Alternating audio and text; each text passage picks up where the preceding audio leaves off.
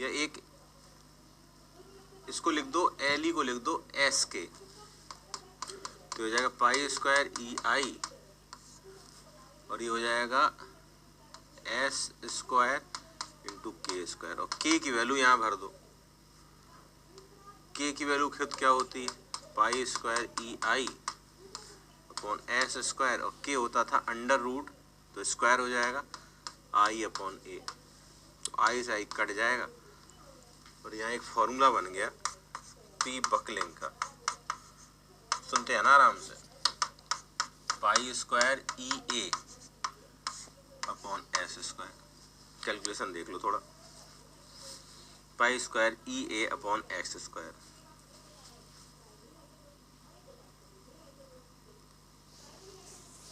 उसी पे आ रहे हैं नदीम, उसी पे आ रहे हैं।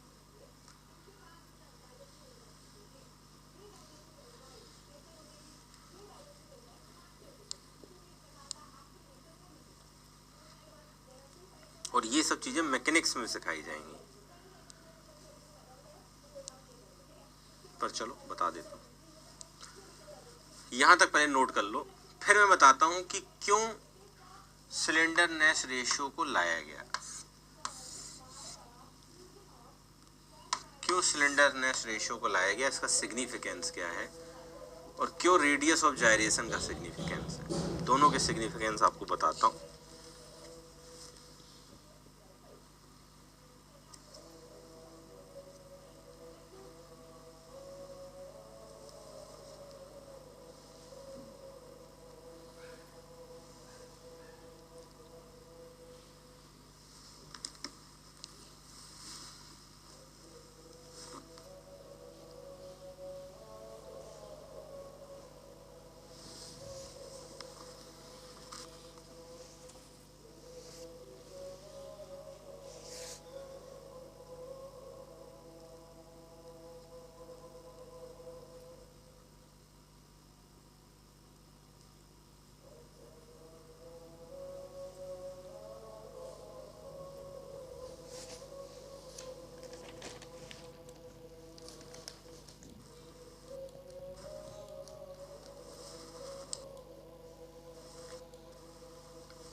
स्ट्रेस लगेगी,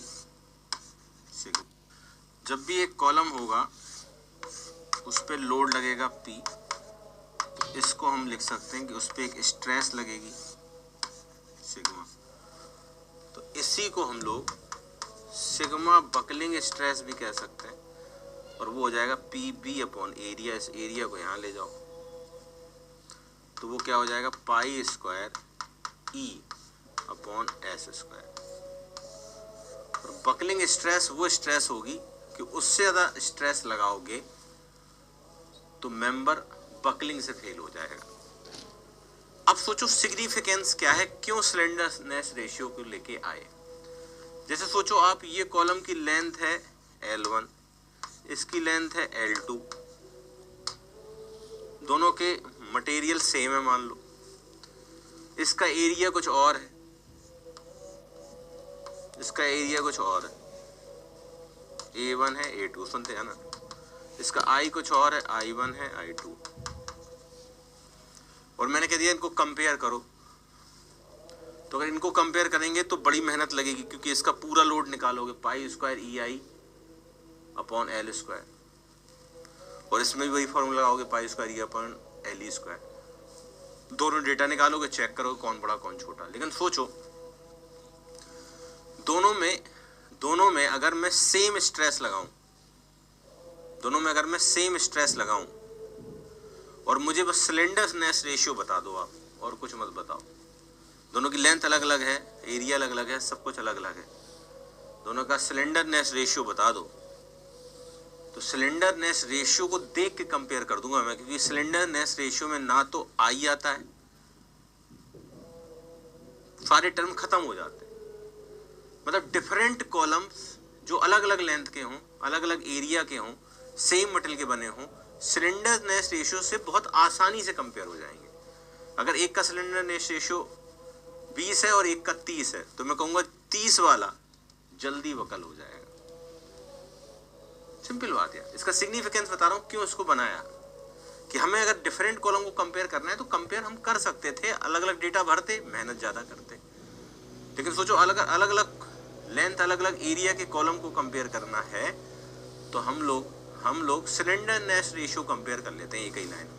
सिलेंडरनेस रेशियो के अंदर छुपा होता है दो लोगों का इफेक्ट, एक तो आई का, एक एरिया का, क्योंकि आई और एरिया तो के में आ जाएगा, और अगला लेंथ का। मतलब तीन चीजों को मिला के एक नया टर्म बनाया। तो एक कॉलम की तुम मुझे लेंथ मत बताओ, एरिया मत बताओ, आई मत बताओ, इन तीनों का जोड़ एक हमने बना लिया अपने लिए सिलेंडरनेस रेशियो, वो बता दो, जल्दी से कंपेयर हो जाएगा। सर मैं उसका इसका सिलेंडरनेस रेशियो 10 है, इसका 30 है, तो मैं कहूँगा ये जल्दी बकल होगा। आई बात समझ? पर ये सब चीज़ें इंटरव्यू में पूछी जाती हैं और उसके लिए पहले इंटरव्यू तक पहुँचो, तो एग्जाम वगैरह तो निकालो, ठीक है। तो वो मैं लिखा देता हूँ कि सिलेंडरनेस रेशियो से बहुत आसानी से कंपेयर हो जाता है। कंपेयर वैसे भी हो जाएगा, ज़्यादा मेहनत करनी पड़ेगी। तो एक लाइन लिख लो सिलेंडरनेस रेशियो के बारे में।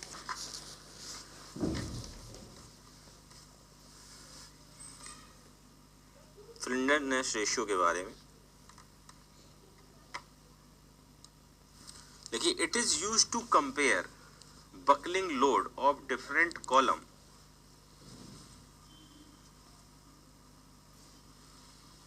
it is used to compare buckling load of different column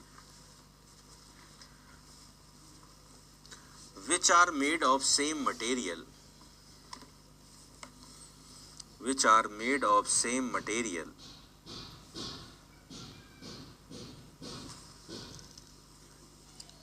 which are made of same material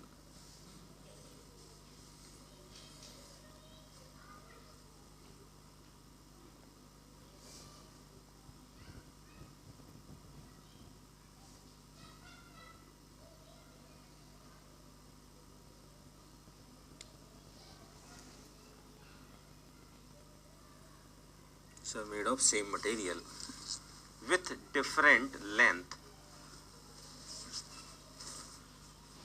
with different length and cross section,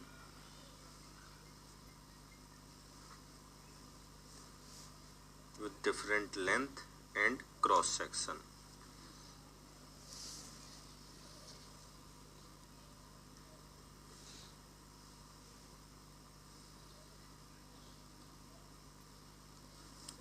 and it is defined as the ratio of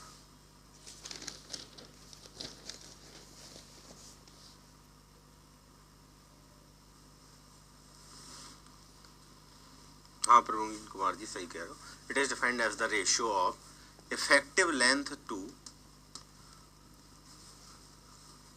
radius of gyration,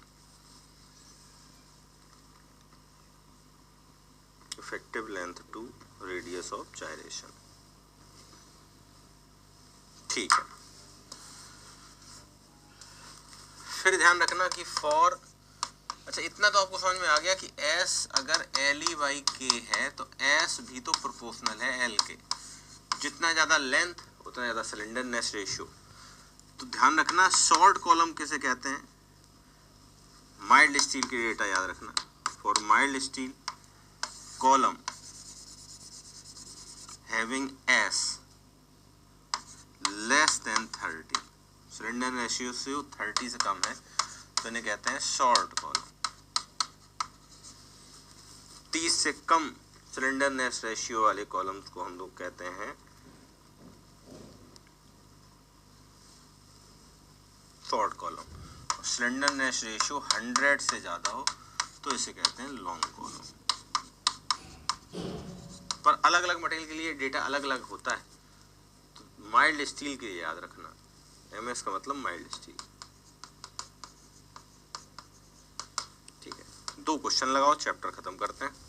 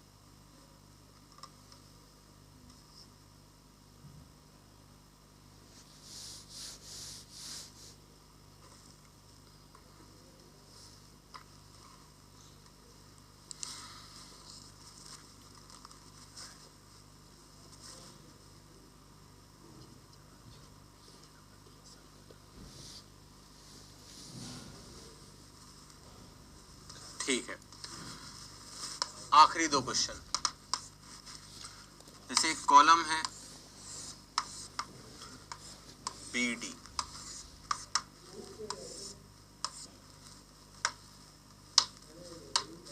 तो यहां लगा है P का load E की दूरी पर, ठीक है, B और D है।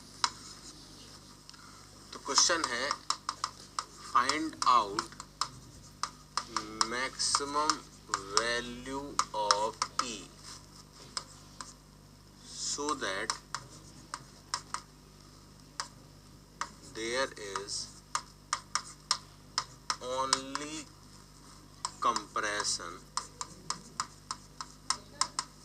in column।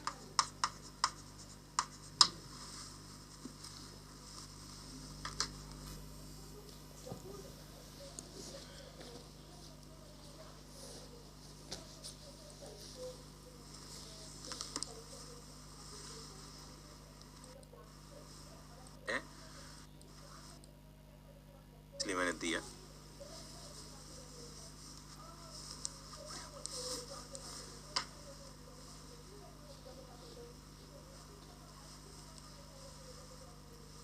ठीक है, कैसे करेंगे? देखो, तो पहले तो इस कॉलम में इसेंट्रिक लोड है, तो इस कॉलम को पहले हम लोग वही P1 P2 लगा लेंगे। यहाँ पे सोल्यूशन शुरू हो गया है भाई। P1 P2 लगा लेंगे तो एक बचेगा P1 जो कि P रहेगा, और दूसरा आ जाएगा बेंडिंग ऐसे वाला, कितना P इंटू E।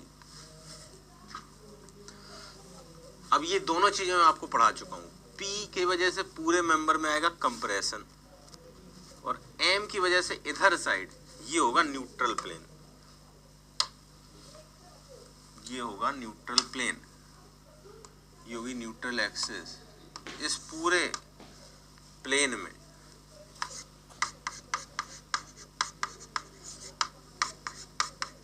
कोई स्ट्रेस नहीं आएगी बेंडिंग की वजह से, पर एक्सियल की वजह से आएगी कंप्रेसिव। ऐसे क्वेश्चन करे थे अपन ने बेसिक में, याद करो।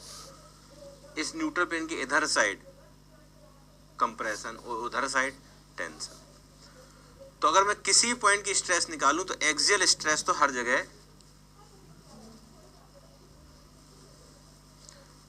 एक्सियल स्ट्रेस की स्ट्रेस तो हर जगह सेम होगी, और बेंडिंग स्ट्रेस उधर साइड टेंशन होगा। तो मुझे एक बात बताओ, क्वेश्चन ने कहा है कहीं भी टेंशन ना आए, क्वेश्चन ने कहा है कभी भी टेंशन ना आए, तो इधर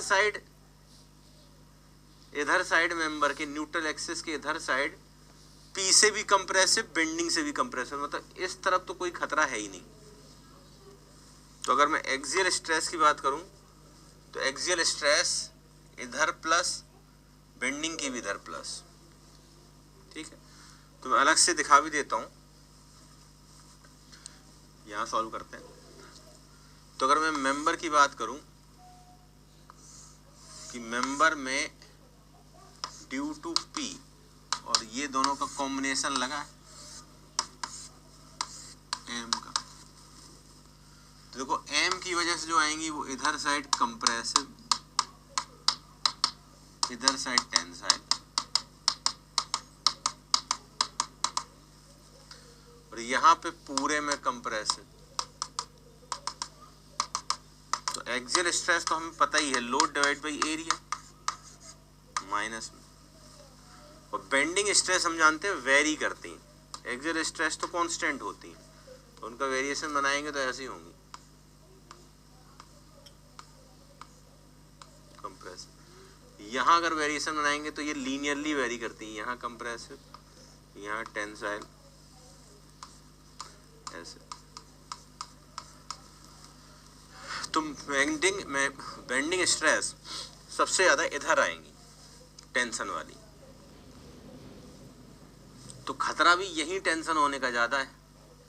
तो मैं तो बेंडिंग स्ट्रेस मैक्सिमम निकालता हूं टेंसाइल वाली, जो कि इधर पाई गई होगी। कितना होगी? Formula M/I into Y max. ठीक है, एम कितना है, पी इंटू ई, तो एम हो गया पी इंटू ई। वाई देखो इधर के लिए हो जाएगा ये दूरी, यही दूरी वाई होगी, और ये दूरी होगी बी बाई टू।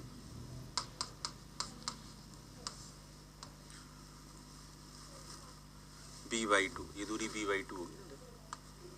और इसका आई बताओ तो देखो ये वाली एक्सिस डी के पैरेलल है, तो हो गया डी बी क्यूब बाई 12।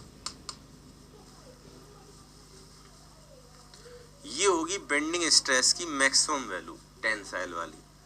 अब ये दोनों एक साथ लगे, तो जब दोनों एक साथ लगे हैं तो कंबाइंड ही ना। तो अगर मैं कह दूं कि बेंडिंग स्ट्रेस की मैक्सिमम टेंसाइल जो है उसका मैग्नीट्यूड अगर एक्सियल स्ट्रेस से कम हुआ सो कहीं टेंशन ही नहीं आएगा, क्योंकि जब ये इससे जुड़ेगा तो इसे भी बदल देगा कंप्रेशन में, नेट होगा ना यार। इसका मतलब ये कंडीशन बनती, बराबर भी हुआ तो जीरो आएगा।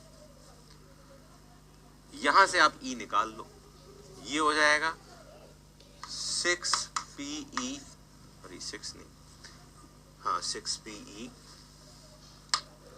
अपॉन DB स्क्वायर, कम होना चाहिए P अपॉन BD से। तो यहाँ E की वैल्यू निकल आई, E की वैल्यू निकल आई, हमेशा कम होनी चाहिए B बाई 6 से।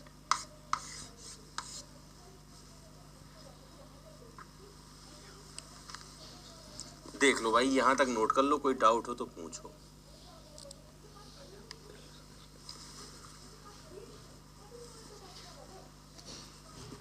तो अगर ये कंडीशन हुआ तो ये फुल मेंबर अंडर कंप्रेशन होगा।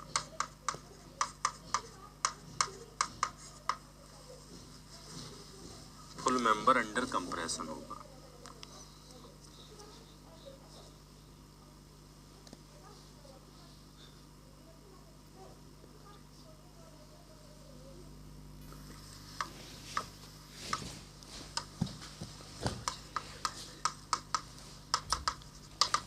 कंक्लूजन ये आए हैं कि अगर इस कॉलम में अपन ने ई को ढूंढ निकाला है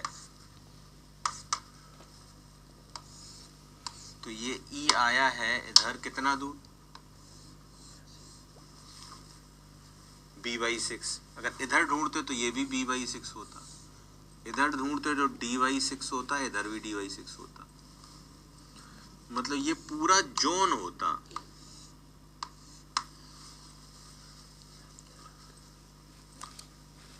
भाई इधर भी तो हो सकता था ये d बाई 6, ऐसे ऐसे लगा सकते थे, ये भी तो एसेंट्रिक होता। तो इसे बोलते हैं कोर या कर्नेल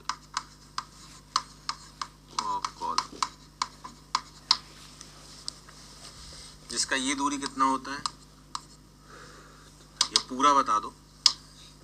ये पूरा दूरी होता है b बाई 3, और इधर ये पूरा दूरी होगा d बाई 3। d बाई 6 जुड़ जाएगा ना। तो कोर या कर्नेल जो है ये क्या होता है कि it is the portion of cross section in which load should apply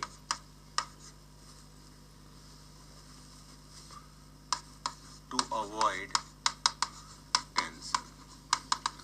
अगर लोड इस पूरे कोर में लगेगा तो टेंशन नहीं आएगा कहीं भी। ये पूरा एरिया होता है इस तरह का। तो अगर मैं एक कोर का एरिया बताऊं तो दो डायगोनल है b बाई 3 d बाई 3, अभी फॉर्मूला बताया था, दोनों डायगोनल का गुणा बाई 2, तो ये हो जाएगा BD बाई 18। और एरिया का टोटल बताएं तो BD होता है। तो अगर एक कोर से एरिया का रेशियो बताया जाए तो 1/18 होता है, ऑब्जेक्टिव में आ सकता है।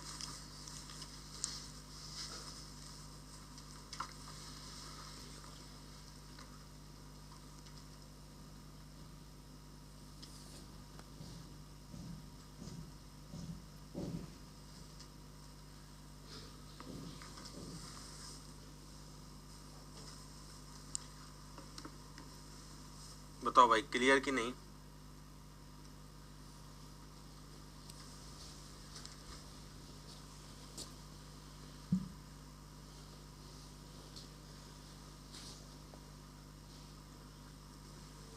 बोलो भाई, समझ में आ गया?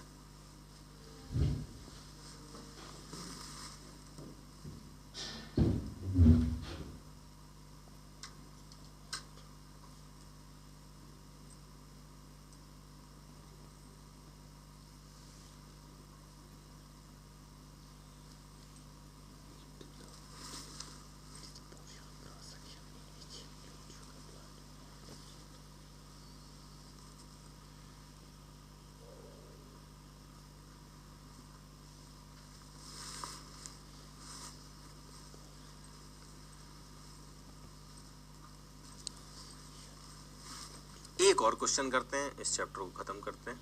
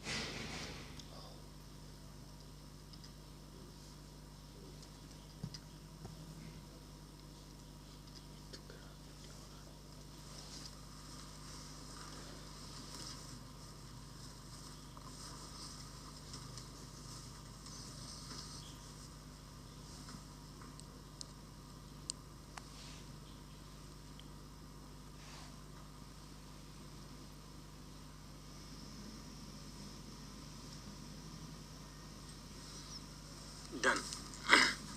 अब यही अगर सर्कुलर कॉलम होता तो भी कैलकुलेट कर सकते हैं कि अगर हम लोग यहाँ लोड लगाएं P, सर्कुलर कॉलम,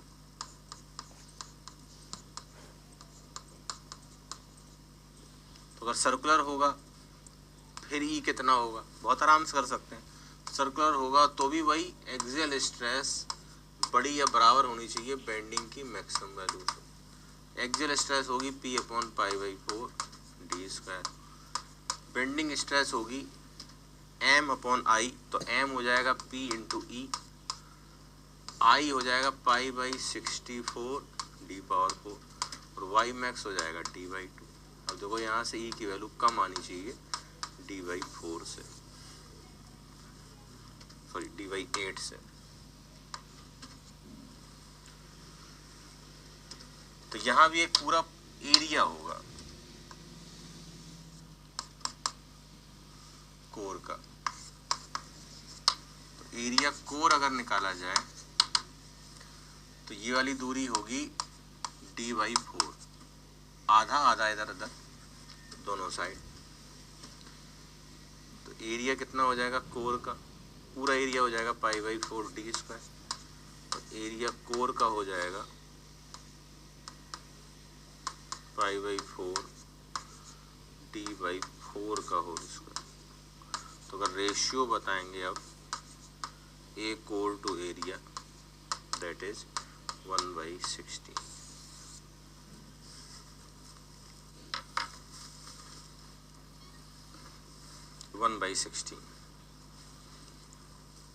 देख लो भाई, कोई डाउट हो तो पूछो।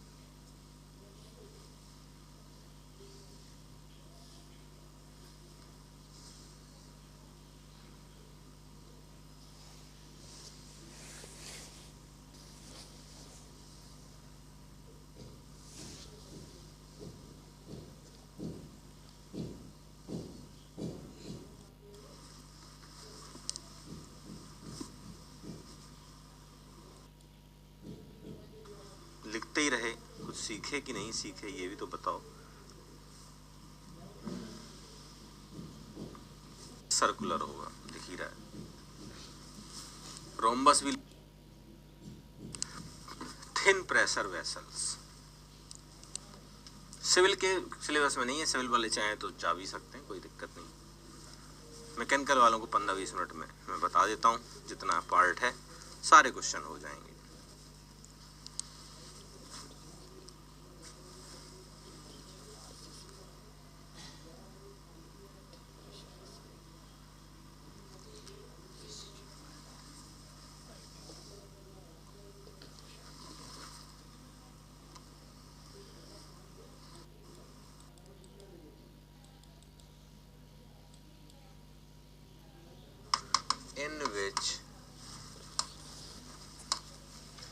in which we store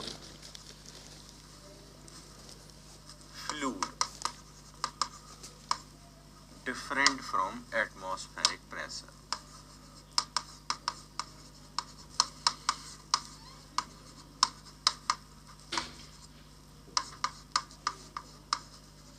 ठीक है,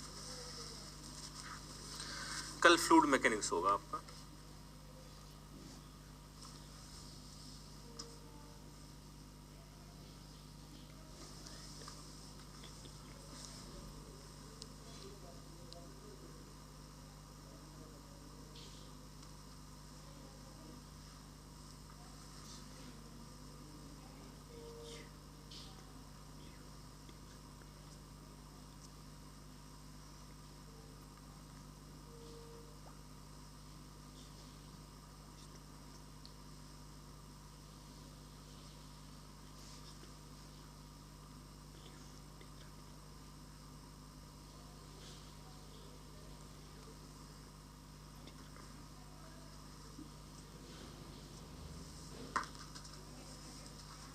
डिजाइन में प्रिंस जी,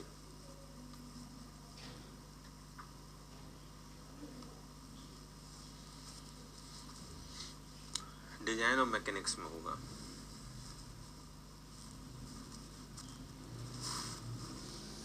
ठीक है, तो इतना तो समझ ही गया कि ये दो तरीके के होते हैं, सिलेंडर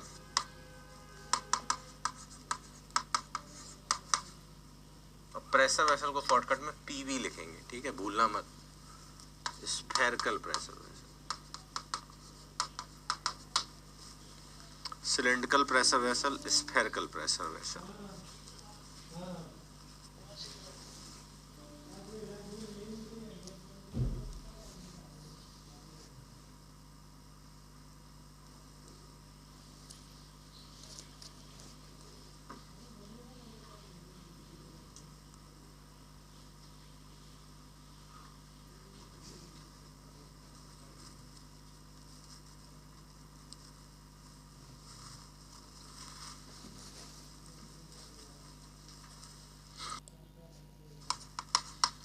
ठीक है, एक सिलेंड्रिकल प्रेशर वेसल है, सिलेंडर है,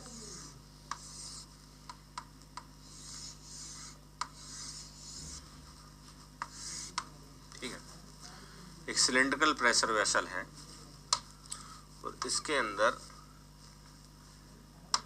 फ्लूइड भरा है, हैविंग प्रेशर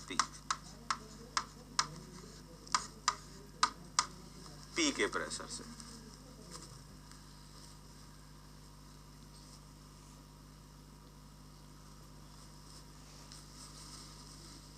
ठीक है, अब इसमें देखते हैं कौन कौन सी स्ट्रेसेस आती हैं। जैसे साइड से देखेंगे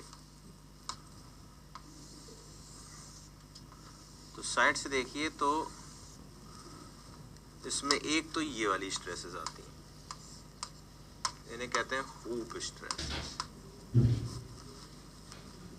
कैसे आते हैं अभी बताता हूं। और अगर इधर से देखें तो एक ये वाली स्ट्रेसेस भी आती है, लॉन्गिट्यूडनल स्ट्रेसेस, और उधर की ओर होंगी हूप स्ट्रेसेस। ठीक है, तो यहाँ पे एक डिफरेंशियल एलिमेंट या एक छोटे से टुकड़े को देखें तो उसमें ये होंगी हूप स्ट्रेसेस, ये होंगी longitudinal stresses, sigma L. Sigma H को कहा जाता है हूप स्ट्रेस या longitudinal stress.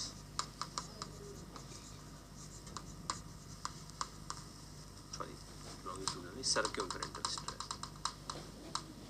Hoop stress, circumferential stress. और सिग्मा एल को पुकारते हैं लॉन्गिट्यूडनल स्ट्रेस। ये दो स्ट्रेसेस आती हैं, ठीक है, किसी भी पॉइंट पे। जैसे इस पॉइंट पे भी देखोगे तो यही हो रहा होगा, इस पॉइंट पे भी अगर हम देखें तो यही दो स्ट्रेसेस आती हैं, एक ये लॉन्गिट्यूडनल और एक उधर अंदर की ओर, इधर की ओर। मतलब इसको अगर जूम करके बनाएं, जिसे हम स्टेट ऑफ स्ट्रेस कहते हैं,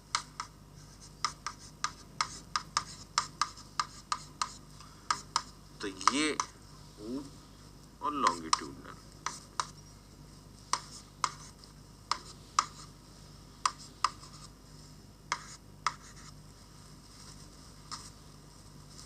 नोट करो पहले यहां तक, फिर आगे की बात करते हैं।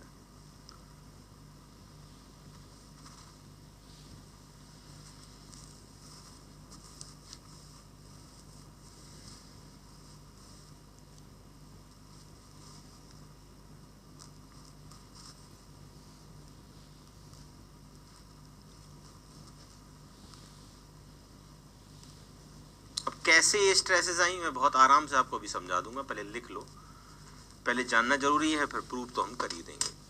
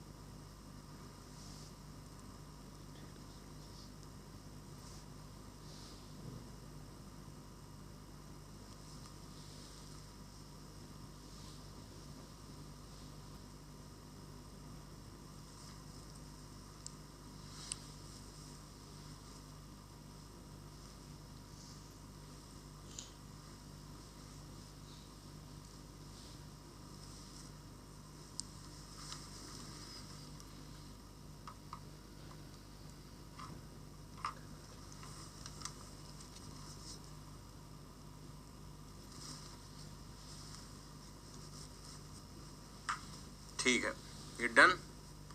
अब देखो ये कैसे, मैंने कह दिया कि ये दो स्ट्रेसेस आती हैं, बहुत आराम से सुनना ध्यान से। जैसे हमने कहा कि अगर ये प्रेशर वेसल को, जैसे इस प्रेशर वेसल को हम लोग एक तलवार से यहां से कट कर दें, कट कर दिया जाए, तो देखो अगर कट कर दोगे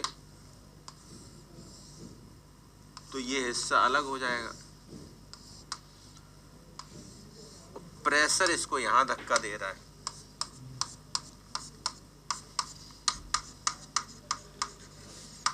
प्रेशर तो इधर भेज रहा होगा। तो यहां से अगर आप कट करोगे तो देखो इसके इन सरफेसेस पे ये वाली स्ट्रेसेस लगेगी, इधर वाला भी बना सकते हैं पर एक ही तरफ का बनाया, लॉन्गिट्यूडनल स्ट्रेस लगेगी। कितनी लगेगी अगर निकालना है तो ये एरिया, किस एरिया पे लगेगी, पाई डी टी, जहां डी जो है डाया है, डाया ऑफ प्रेशर वेसल, और इनर डाया आउटर डाया, इसमें कुछ नहीं होता है, लेकिन बहुत अंदर की बात करें तो इनर डाया होता है, और टी होती है थिकनेस।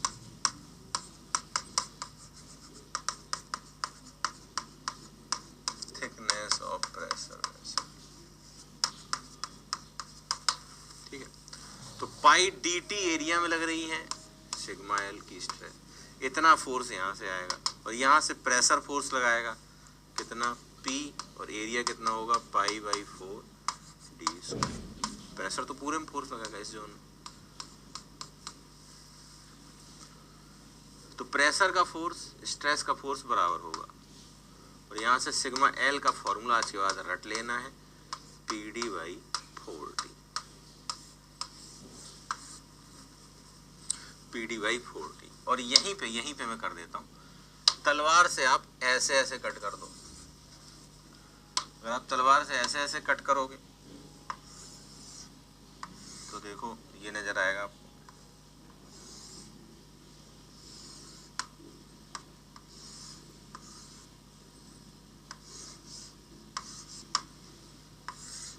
इस तरह से कट किया।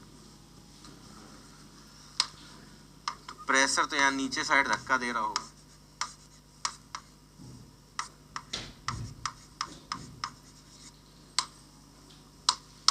और यहाँ पे स्ट्रेसेस आ रही होंगी, हूप स्ट्रेसेस, हूप स्ट्रेसेस। ये लेंथ को मान लेते हैं एल। तो फिर से प्रेशर का फोर्स स्ट्रेस का फोर्स बराबर कर दो, तो सिग्मा हूप, ये एरिया कितना होगा एल टी, एल टी, लेकिन उधर भी तो है इसलिए 2 बार। प्रेशर का फोर्स कितना होगा, प्रेशर इनटू एरिया। अब एरिया इस कर्व का, तो जब भी कर्वेचर में आए तो प्रोजेक्टेड एरिया लेते हैं, pressure into projected area. Projected area इस चीज का प्रोजेक्शन लोगे, सेमी आर्क का प्रोजेक्शन लोगे, रेक्टेंगल दिखेगा। तो 2 सिग्मा एच एल टी बराबर पी, रेक्टेंगल दिखेगा जिसका एक डाया मतलब एक साइड होगी डाया और एक साइड होगी लेंथ। यहाँ से अगला फॉर्मूला निकल आया जो कि रट लेना, ये प्रूफ किसी का काम के नहीं, कि सिग्मा हूप बराबर होता है पी डी बाई 2टी। रट लो, और दोनों ही टेंसाइल है।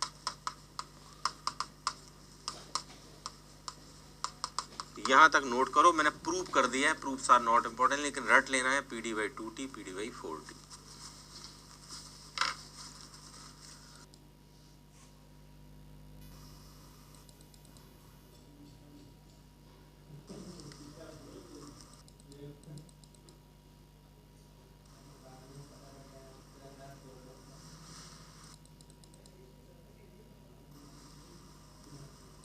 For thin cylindrical pressure vessel, state of stress होता है ये हूप, ये लॉन्गिट्यूडनल, ये पी डी बाई 2टी, ये पी डी बाई 4टी, इसलिए ये सिग्मा 1 होगा, ये सिग्मा 2 होगा, क्योंकि हूप बड़ा है लॉन्गिट्यूडनल, और बड़ी वाली को सिग्मा 1 नाम देते हैं। ये दोनों प्रिंसिपल स्ट्रेसेस हैं, क्योंकि यहाँ कोई शियर स्ट्रेस नहीं है, बोथ आर प्रिंसिपल स्ट्रेस। अगर मुझसे कहे कोई टाउ मैक्स बताओ, तो टाउ मैक्स होता है सिग्मा 1 माइनस सिग्मा 2 बाई 2, ठीक है, 2D वाला। तो वो हो जाएगा ये माइनस ये by 2, P D minus two T minus P D minus 4टी, तो ये हो जाएगा पी डी माइनस 4टी by 2, P D by eight T. लेकिन टाउ मैक्स 3D का जो फॉर्मूला होता है वो होता है maximum of sigma 1 minus sigma 2 by 2, comma sigma 2 minus sigma 3 by 2, sigma 3 minus sigma 1 by 2।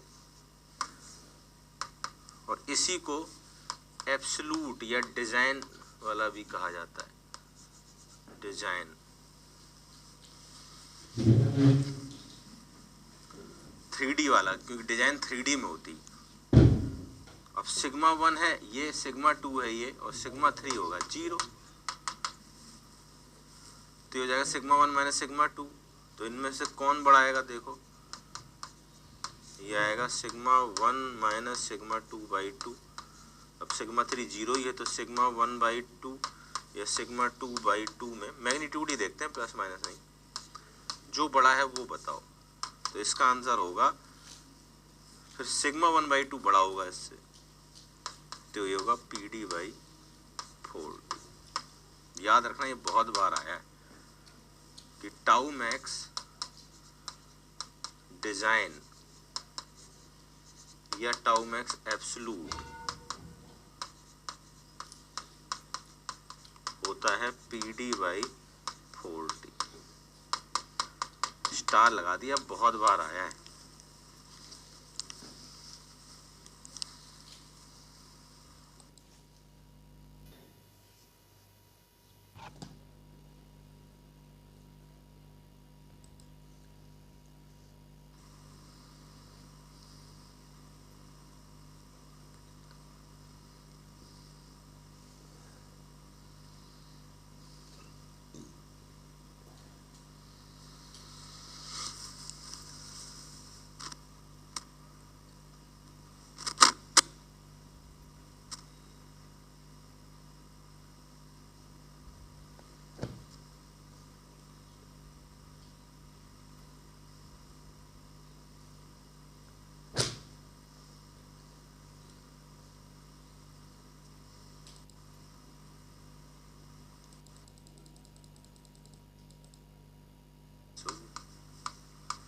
अब इसे कट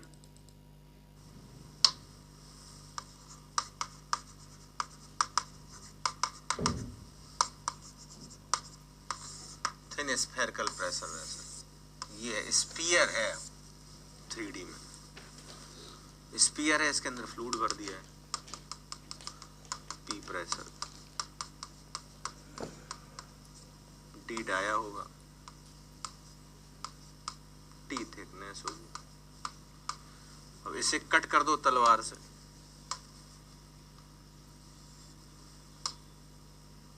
इसे कट कर दिए तलवार से, स्फीयर है ये, तो कोई यहाँ यहाँ स्ट्रेसेस आएंगे।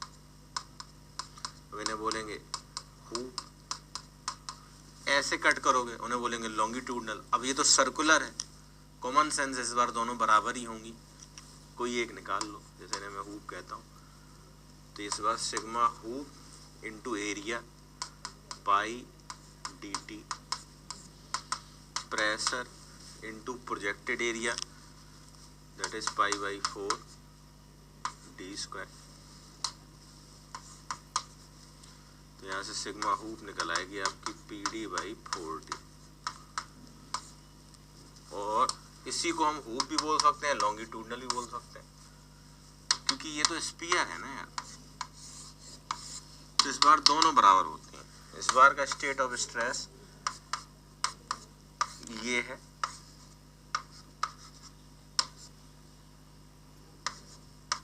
तो दोनों ही PD/4D, दोनों ही PD/4D। नोट करो इसको।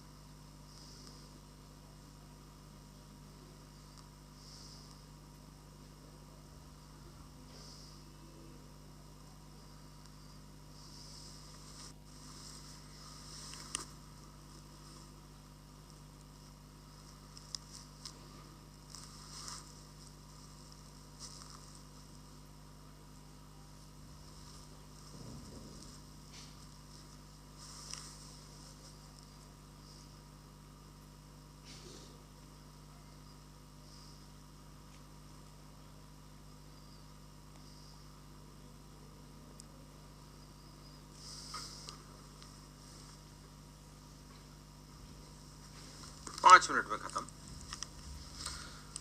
अब देखो इसी को हम सिग्मा 1 बोल सकते हैं, इसी को सिग्मा 2 बोल सकते हैं, ये भी प्रिंसिपल स्ट्रेस है। कैसे पहचाना? क्योंकि यहाँ कोई भी शियर स्ट्रेस नहीं। जैसे यहाँ कोई पूछे टाउ मैक्स इन प्लेन कितना होगा, तो आंसर होगा सिग्मा 1 माइनस सिग्मा 2/2, 0 ही होगा। और टाउ मैक्स असली पूछे तो sigma 1 minus sigma 2/2, sigma by 2 और सिग्मा 2/2 में, तो इस बार के आंसर PD/8D होगा। ये बहुत बार आया है नीचे वाला, याद रखना।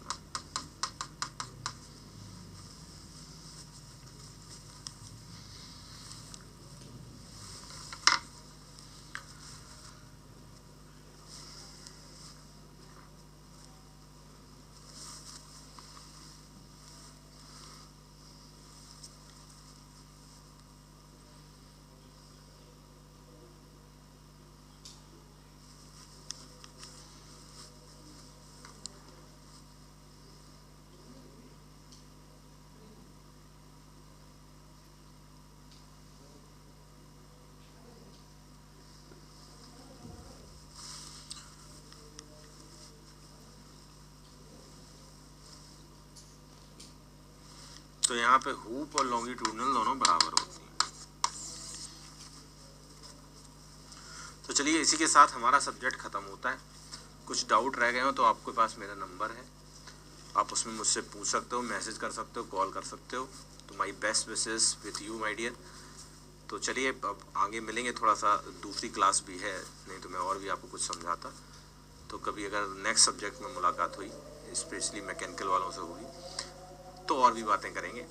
फिलहाल सोम का काम लगभग ख़त्म है।